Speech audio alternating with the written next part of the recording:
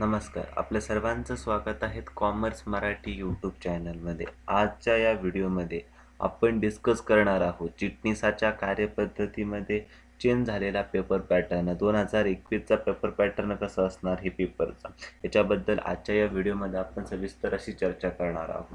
तर सर्वात पहिले आपण बघू की पाठानुसार कसे कसे मार्क देण्यात आलेले आहेत, कसा कसा विभागणी केलेली आहे. त्याही अगोदर जर आपण 2021 नंतर बघत आहात तर शक्यतो हा जो काही व्हिडिओ आपल्यासाठी उपयोगी पडणार नाही, कारण की चेंजेस झालेले असू शकते त्यावेळेस. यावर्षी कोविड-19मुळे काही चेंजेस केले गेले असेल तर ते पुढच्या वर्षी त्याच्यामध्ये रिकव्हरी करण्यात येईल. तर ठीक आहे, सर्वात पहिले बघा, आपण जो आहे पाठानुसार गुण विभागणी जी कसं केलेली आहे त्याच्याबद्दल आपण अभ्यास करणार आहोत, समजून घेणार आहोत. सर्वात पहिलं बघा, जे काही सर्वात पहिले दोन प्रकरण आहे, सर्वात पहिलं प्रकरण आणि दुसरे प्रकरण जे की आधारित आहेत संस्थात्मक वित्तांचे स्त्रोत म्हणून. जे दोन प्रकरण आहे जे संस्थात्मक वित्तावर जे आधारित आहे, स्त्रोतावर जे आधारित आहे, जे पहिलं आणि दुसरं प्रकरण आहे त्याला आपला दोन्ही मिळून 17 गुण आहेत. 17 गुण आहेत. सर्व पहिल्या आणि दुसऱ्या प्रकरणाला मिळून 17 गुण आहेत. विकल्पासह आपल्याला याच्यामध्ये 25 गुणांचं विचारलं जाऊ शकतं. किती गुणांचं? 25 गुणांचं. ते गुण किती आहेत? 17 गुण आहेत, जे की आपल्याला घ्यायचे आहेत. असो, जे काय दुसरा प्रकरण बघा, 2 नंबरला भांडवल उभारणी, याच्यामध्ये 3 ते 5 प्रकरणं असणार आहेत. 3 ते 5. प्रकरण नंबर 3, प्रकरण नंबर 4 आणि प्रकरण नंबर 5, ज्याच्यामध्ये मग भाग विक्रियता, कर्जरोखे विक्रियता आणि ठेवींचा समावेश होतो. असे जे काही प्रकरण आहेत हे कसे असते? भांडवल उभारणी, म्हणजे भांडवल उभारण्यासाठी ज्याच्यामध्ये माहिती दिलेली आहे असे ते 3 प्रकरणं आहेत. आणि त्या 3ही प्रकरणाला आपल्याला 24 गुण आहेत. त्या 3 प्रकरणं मिळून, तर मी बोलतोय तर 3 प्रकरणं मिळून 24 गुण आहेत. आणि विकल्पासह आपल्याला 35 गुणांचे प्रश्न हे विचारले जातील विकल्पासह. ठीक आहे. त्याच्यानंतर 3 नंबर बघा, चिटणीसाचा पत्रव्यवहार. चिटणीसाचा पत्रव्यवहार म्हणजे चिटणीसाला कराव्या लागणारा पत्रव्यवहाराचा इथं काय आहे तर त्या अर्थाने इथं उल्लेख केलेला आहे. बघा, तर 6 प्रकरण सभासदांशी पत्रव्यवहार असेल, भागधारकाशी पत्रव्यवहार असेल. हे जे पत्रव्यवहार आहेत 6, 7 आणि 8 हे जे 3 प्रकरण आहेत यांना गुण आहेत 13 गुण आहेत. याला 13 गुण आहेत. 6व्या, 7व्या आणि 8वं प्रकरण मिळून 13 गुण आहेत. विकल्पासह गुण म्हणजे काय की 18 गुणांचे प्रश्न विचारले जातील. त्याच्यापैकी तुम्हाला 13 गुणांचे प्रश्नही सोडवायचे आहेत. तर 13 गुणांचे प्रश्नही तुम्हाला सोडवावे लागतील ह्या 3 प्रकरणामधले. असो, त्याच्यानंतर बघा 4 नंबरला भागपेढी पद्धती. एक सेपरेट प्रकरण आहेत आणि जे काही 9 प्रकरण आहेत आपलं भागपेढी पद्धती, याला गुण किती आहेत तर याला 7 गुण आहेत. याला आपल्याला 7 गुण घ्यायचे आहेत. 11 मार्काचे जे काही प्रश्न असणार याच्यावर आपल्याला असणार आहेत, परंतु त्याच्यापैकी फक्त आपल्याला 7 जे काही आहेत ते 7च गुण आपल्याला घ्यायचे आहेत. त्याच्यानंतर बघा, जे की प्रकरण नंबर 10 आहे, लाभांश आणि व्याज. हे जे काही लाभांश आणि व्याज प्रकरण आहे ते प्रकरण 10व्या क्रमांकाचं हे प्रकरण आहेत. लाभांश आणि व्याज याच्यावर आपल्याला सेपरेटली 9 गुणांचे प्रश्न विचारले जातील. किती गुणांचे? 9 गुणांचे. विकल्पासह ते असतील 13 गुणांचे. 13 गुणांचे प्रश्न विचारले जातील. 9 गुणांचे प्रश्न आपल्याला सोडवायचे आहेत. That's it. त्याच्यानंतर बघा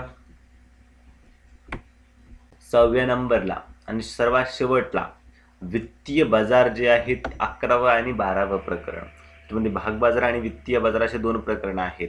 ते वित्तीय बाजाराचेच रिलेटेड आहे भाग बाजार पण.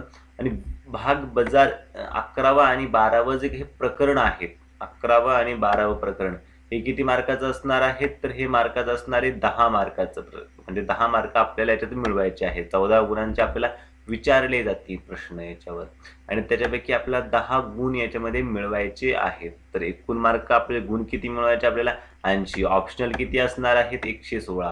तर लक्षात आले असेल 116 मार्काचे प्रश्न विचारले जातील, त्याच्यापैकी आपल्याला 80 मार्काचे प्रश्नांचं उत्तरही द्यायचे आहेत असो.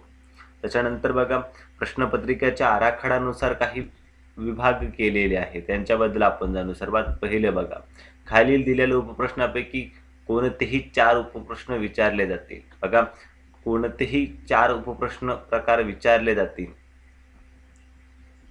हे जे काही प्रश्न आहे, जसे की रिकाम्या जागी योग्य पर्याय निवडून लिहा, जोड्या जुळवा, योग्य शब्दसमूह, संज्ञा लिहा, बरोबर की चूक ते लिहा, गटात न बसणारा शब्द शोधा, खालील विधाने पूर्ण करा, कंसातील अचूक पर्याय निवडा, एका वाक्यातील उत्तरे लिहा, खालील वाक्यातील अधोरेखित शब्द दुरुस्त करून पुन्हा लिहा, योग्य क्रम लावा. हे जे काही प्रकार आहेत, या प्रश्न प्रकारांपैकी कोणतेही 4 प्रश्न प्रकार विचारले जातील आणि याला ऑप्शनल राहणार नाही आहेत. म्हणजे काय, 5 जर प्रत्येक जो काही प्रश्न प्रकार असणार आहेत त्याच्यामध्ये पुन्हा 5 प्रश्न असणार आहेत. त्या 5 प्रश्नापैकी प्रत्येकाला 1-1 गुण असणार आहेत आणि एका गुणाला हा प्रश्न म्हणजे किती, एक उपप्रश्न झाला आपल्याला 5 गुणांचा, आणि ते असे 4 गुण म्हणजे 20 गुणांचा हा जो पहिला प्रश्न असणार आहे, प्रश्न क्रमांक पहिला हा 20 गुणांचा असणार आहे. त्याच्यानंतर बघा, खालील संज्ञा संकल्पना स्पष्ट करायची आहे. खाली काही संज्ञा दिलेल्या असेल, त्या संज्ञा तुम्हाला स्पष्ट करायच्या असेल. याच्यामध्ये बघा, तुम्हाला 6 पैकी 4 सोडवावे लागतील. किती? 6 पैकी 4 तुम्हाला सोडवावे लागेल. याच्या म्हणजे प्रति प्रश्न गुण किती आहेत? 2 आहेत. म्हणजे बघा, 4 प्रश्न सोडल्यानंतर तुम्हाला किती मार्क मिळतील? 8 गुण मिळतील. 8 गुण आणि विकल्पसह किती असणार आहेत? 12 गुणांचं. 12 गुणांचं विचारले जातील. म्हणजे काय की 6 प्रश्न विचारले जातील आणि त्याच्यापैकी तुम्हाला 4 सोडवायचे आहे. म्हणजेच काय, 12 गुणांचे प्रश्न विचारले जातील, 8 गुणांचे प्रश्न तुम्हाला सोडवायचे आहे असो. त्याच्यानंतर बघा, 3 नंबरचं, खालील घटना परिस्थितीचा अभ्यास करून आपले मत लिहा. काही परिस्थिती दिलेली असेल की समजा ही गोष्ट घडली, तर ह्या गोष्टी घडल्याच्या नंतर त्याच्यावर तुमचं मत काय आहे, काय घटना दिलेली असेल त्याच्यावर तुमचं मत तुम्हाला स्पष्ट करायचे आहे. 3 प्रति प्रश्न हा 3 गुणांचा प्रश्न असणार आहे. त्याच्यामध्ये तुम्हाला 2 प्रश्न सोडवायचे, 3 प्रश्न विचारले जातील, त्याच्यापैकी कोणतेही 2 तुम्हाला सोडवायचे आहेत आणि ते 2 सोडवल्यानंतर तुम्हाला 6 गुण हे मिळतील. विकल्पासह 9 गुणांचे प्रश्नही विचारला जाईल तुम्हाला. फरक स्पष्ट करा. 4 नंबरचा प्रश्न बघा, फरक स्पष्ट करा. फरक स्पष्ट करामध्ये प्रति प्रश्न 4 गुण मिळणार आहेत. प्रति प्रश्न किती गुण मिळणार आहेत? 4 गुण. आणि हा जो 4 गुणांचा प्रश्न आहे, प्रति प्रश्न 4 गुण तुम्हाला मिळणार आहेत. आणि ह्या 4 गुणांच्या प्रश्नापैकी 4 प्रश्नांपैकी तुम्हाला 3 प्रश्न हे सोडवायचे आहे. प्रत्येकाला 4 मार्क आहेत.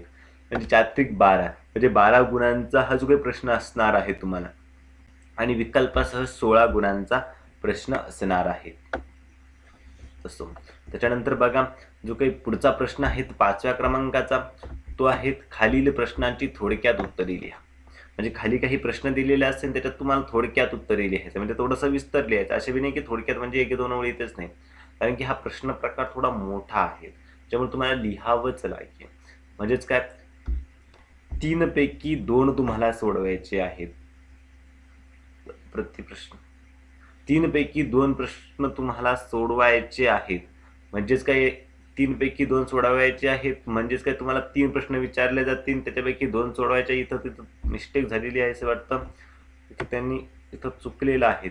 हे आहे ना, इथं चुकलेलं आहे जे ऑफिशियल त्याच्यामध्येच. कारण की इथं बघा ना तुम्ही, एकूण प्रश्न 4 असणार आहेत, त्यांनी सांगितलंच नाही. म्हणजेच किती गुणाला प्रश्न असणार आहे? हा 4 गुणाला प्रश्न असणार आहे प्रति प्रश्न बघा. आणि एक विकल्पाविरहित गुण किती असणार आहे? त्याला 8 असणार आहेत. म्हणजे 8 गुणांचा 5वा प्रश्न हा असणार आहे.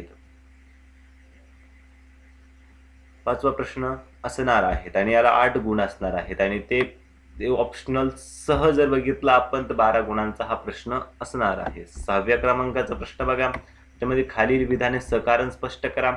हा जो असणार आहे तो 4 पैकी तुम्हाला 2 सोडवायचे आहे. प्रत्येकी किती मार्क असणार आहेत? प्रत्येकी तुम्हाला 2 मार्क, प्रत्येकी तुम्हाला 4 मार्क असणार आहेत. 4 मार्क हे असणार आहेत आणि 4 मार्क तुम्हाला 4 पैकी तुम्हाला 2 सोडवायचे आहेत. तुम्हाला 8 गुण मिळणार आहे. विकल्पासह 16 गुण आहेत.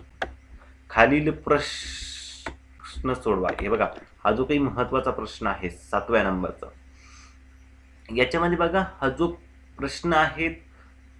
जो काही प्रश्न आहे पत्रलेखनावर आधारित आहे. आपण जे 3 प्रकरणं बघितली होती, जे तीन प्रकरणं बघितली होती आपण क्रमांक 3 ला, की पत्रलेखनाचे जे काही आपण बघितलं होतं की चिटणीसाचे पत्रव्यवहार, आपण जो काही आता मागं सेक्शन बघितलं, जो काही घटक बघितला, तर त्याच्यामध्येच हा प्रश्न, त्याच्यावरच आधारित हा प्रश्न असणार आहे.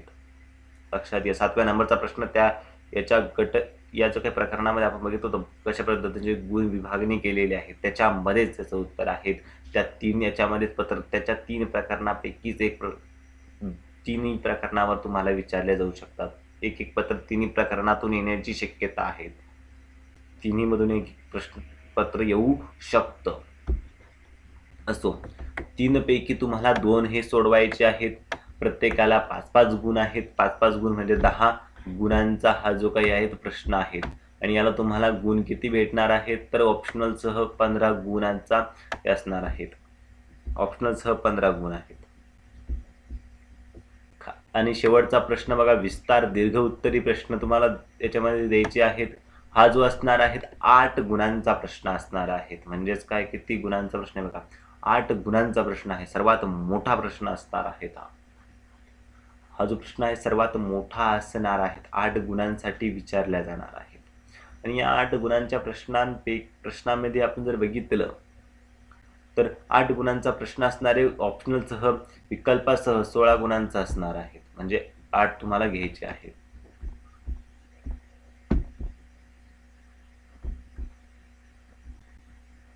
त्याच्यानंतर बघा, जे टोटल गुण